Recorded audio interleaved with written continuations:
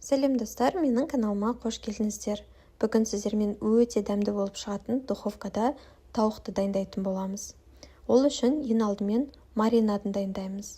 Бізге қажетті заттар: майонез, кетчуп, паприка, приправа, қызыл бұрыш, қара бұрыш, тұз және де сұйық май.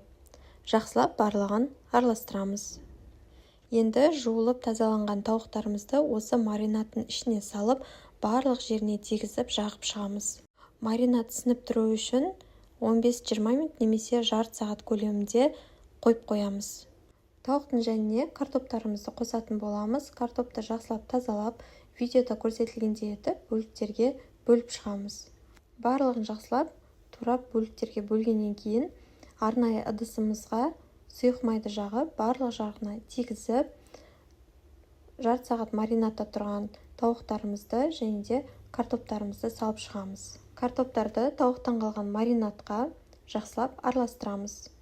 Картопты ыдысымызға салып, қызып тұрған 180 градус духовкада 30-40 минут көлемінде пісіріп аламыз.